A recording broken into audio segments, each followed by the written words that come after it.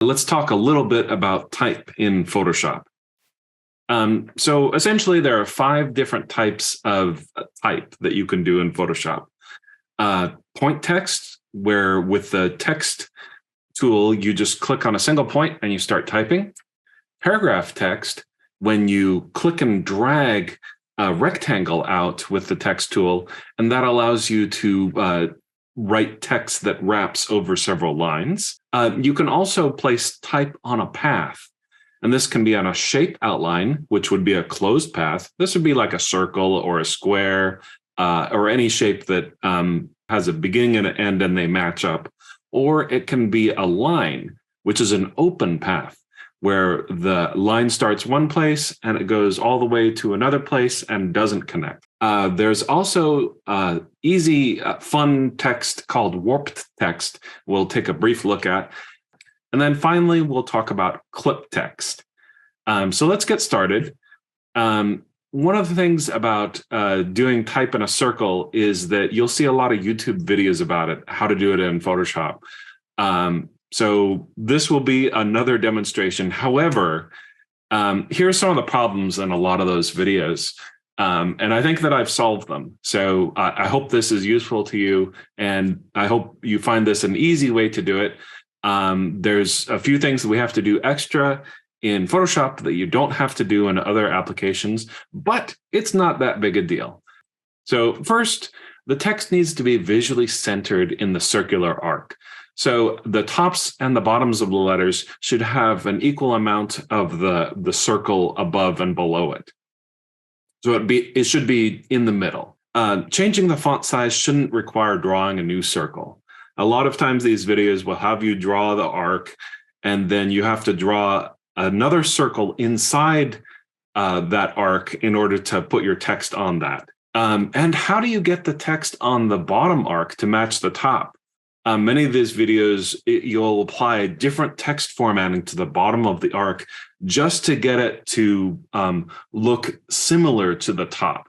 But why can't we just make one setting and have the top and the bottom exactly formatted the same?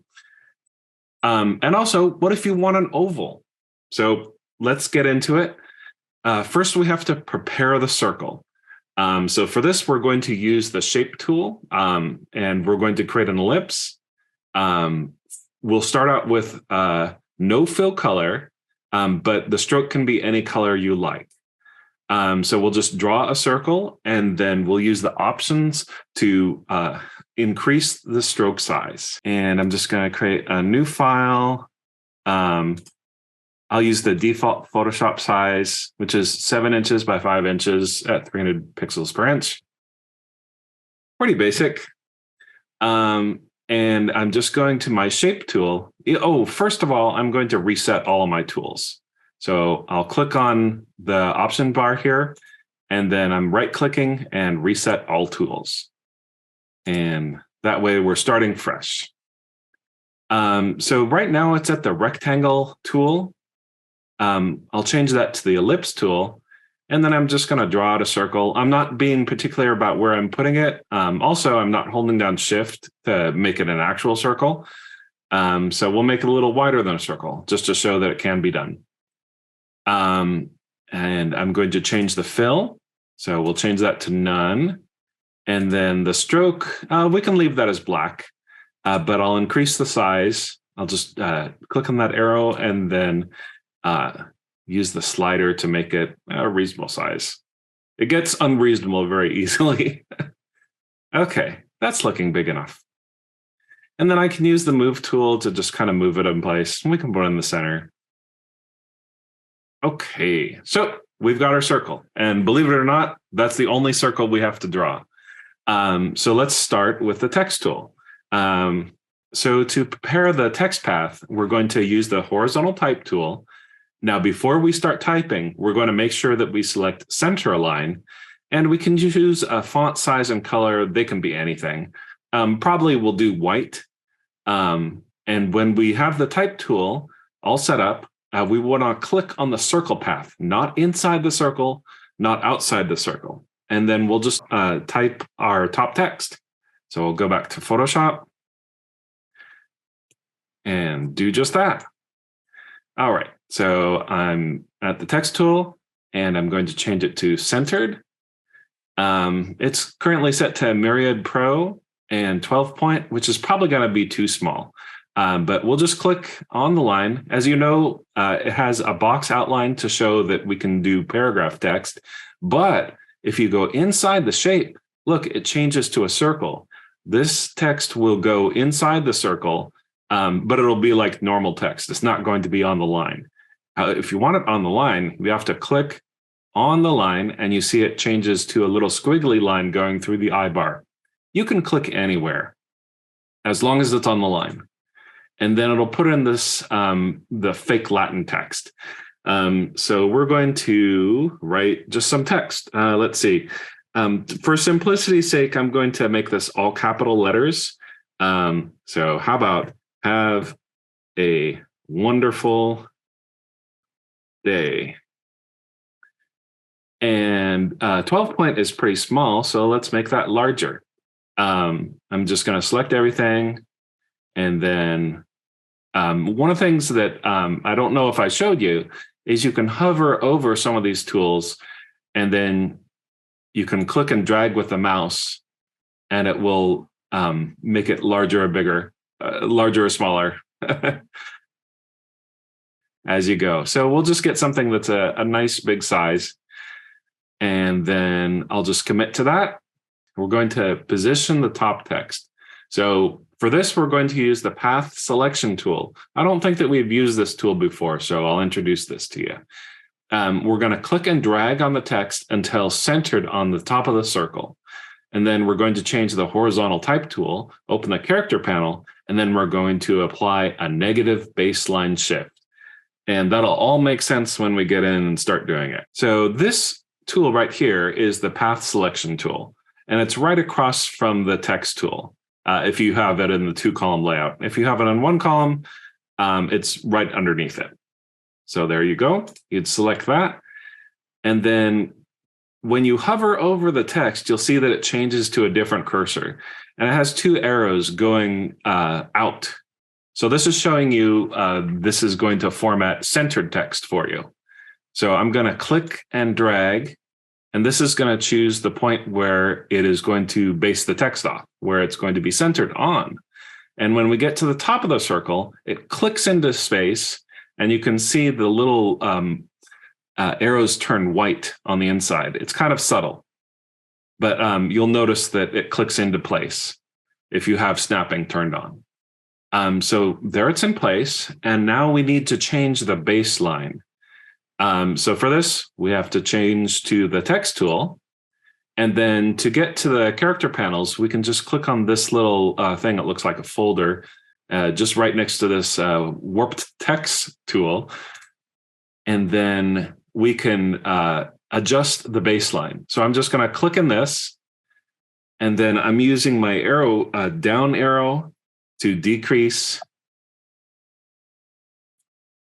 or increase the baseline shift.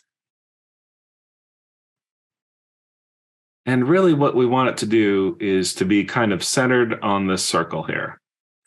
So 35 is the point size. And this O should be about the center of where we're basing this. So looks like we need to do a little bit more. 12, negative 12. Okay, that's looking like that's centered.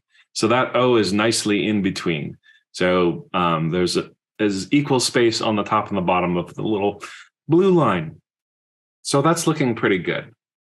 So I think we have our top text all created. So to type the bottom text, we're just going to duplicate that text layer, and then we'll choose the path selection tool again, and then we'll click and drag on the text until centered on the bottom of the circle. And then, of course, we'll just replace our bottom text.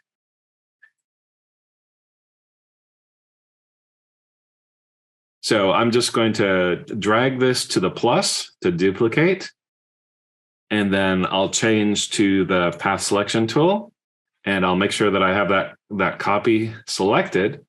And then I'm just going to hover over the text and then click and drag to the bottom.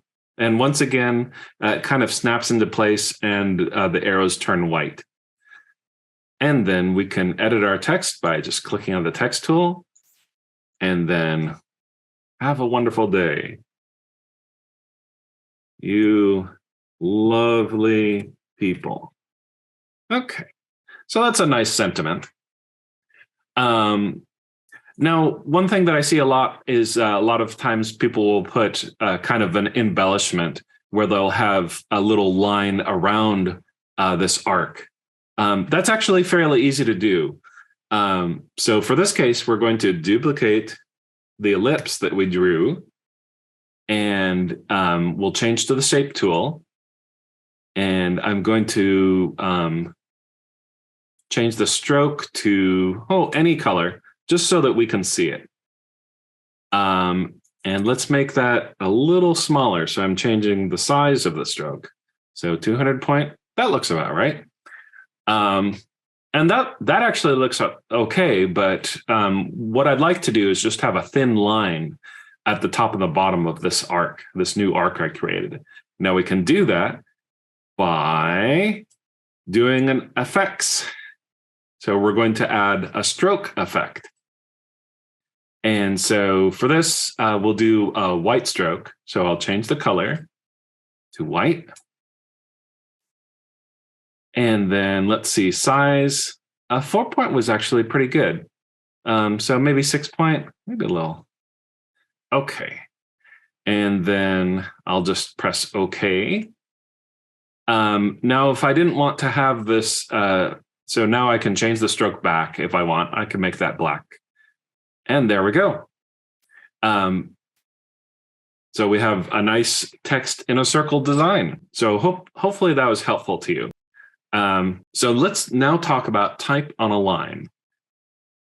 Type on a line is, it can be difficult, but I don't want it to be difficult for you. So let's talk about making easy curves. For this, we're going to use the curvature pen tool. All you have to do is click on at least 3 different points and then be amazed. If you ever tried to use the pen tool before, you'll know that sometimes it can be pretty difficult. And it's like not clear what you're doing a lot of times, and you have to, drag in a special way to get a certain effect. It's very frustrating. For text, I'm not sure that we need to go through all that frustration. So I'm going to go to where the pen tool is located, click and hold, and then choose the curvature pen tool. And then I'm just going to click on 3 different spaces on the canvas. And then, that's just a straight line. That's not a curvy line. That's not what I was expecting. Okay, we need to click on 3 lines. Okay, now that's getting to what I need. So this is just a simple way to draw a curve. And then I'm just going to choose the text tool, and we'll try to put some text on there. Now, this is where it gets a little trickier, but I'm going to change from centered text to left justified, because I'm going to, click on this left side, and that's where I want the text to start. So I'm just going to be very careful, and I'll click when I see the wavy line, just a single click. And we got to change this to black so we can actually see it. And for this, we don't need the baseline offset, so I'll just change that to 0 in the character panel. And I'll type my text. Here is some wavy text. Groovy. Okay, now it's not allowing me to show groovy because there's not enough room for it on this on this line. So one way to fix that is select all of the text, and then I'm just decreasing the font size entirely. And there we go. So that's how you do text on a path. One thing that might happen is that it might unexpectedly cut off the text. So you want to go to our path selection tool, and then you can define where the text should start from and end. So if you go to the left, you'll notice it has an arrow pointing one way, and then you can click and drag it and change where the text starts from. And likewise, you can go to the right side, And if you don't want to use all of the line for some reason, you can limit it. But a lot of times this will happen accidentally. If you just click and then you actually drag just a little bit, Photoshop will think you're defining, oh, here's the only part of the line that you want to use. So this is how you fix it. Just use the path selection tool, wait for that icon to pop up, and then you can change your in and out points. All right, so that's text on a path, 2 different ways. So we use the horizontal type tool. We change the options left or right, font size, color, whatever you like. Then you just click on the path and then you type your top text, which will go on top of the path. Okay, so now here we'll talk about warped text. And I hope people get that reference. That's the enterprise, of course, going to warp. So for this, we're just using our old friend, the horizontal type tool. We click anywhere to type, but we want to, on the option bar, click on the Create Warped Text button. And there are many settings that we can change there. I'll show you just a few of them. You can play with them yourself. So I'm just going to set up some normal text here. This is normal. And we'll make that bigger, 100 point. Maybe we'll make it 2 lines. Okay.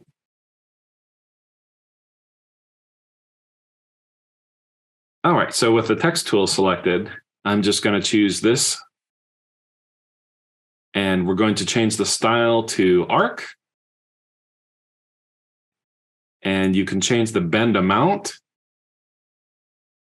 And you can change how it's distorted horizontally or vertically.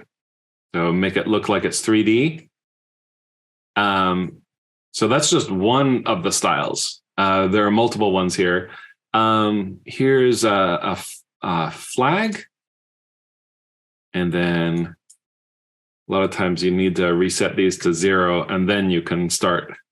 Okay, there we go. So this is actually distorting the text. It's just not just putting it on a line. So this is actually doing something a little different than what we were doing with putting text on a path. So a lot of these effects are pretty cool when used sparingly. But this is also another way to have a fancy type in Photoshop. And let's talk about the final way to do fancy type in Photoshop. So this is clipped text. So this is where we're going to put an image into the text. So let's, this is normal. We can take that. I'm just going to make a little bolder. Okay.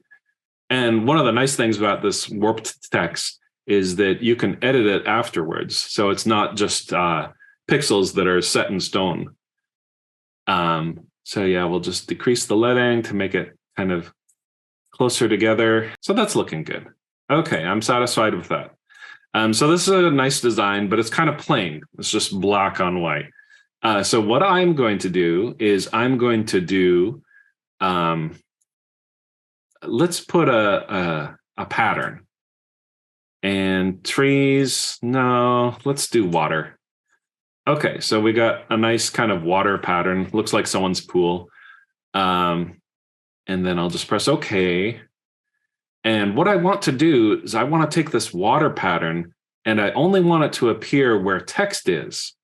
So what we do is between these 2 layers, I'm holding down Option on the Mac or Alt on the PC. And when you click, when you're hovering over the 2 layers, you'll notice that the mouse pointer changes. So from the hand to this little icon that has the down arrow. So I'm going to click on that. And now the pattern is only going to display wherever the text below it is showing. And one of the nice things about this is you can take your text layer and you can move it around. Oh, I'm actually moving the pattern. So I want the text layer instead. So I had it set to auto select. So always turn auto select off because you want to select the layer and then move that. So I'm moving the text. And you see that the pattern stays in place, but the text can move. So this is showing you that you can edit this. and it's pixels, but you can change that. You can treat it like text. So let's make this bad English. This R. Okay, great. So it's a good thing this is not an English class. This R normal. So that's clip text. So clip text. Put an image on a layer above a typed layer. Hold down Alt Option and click between the layers. Be amazed.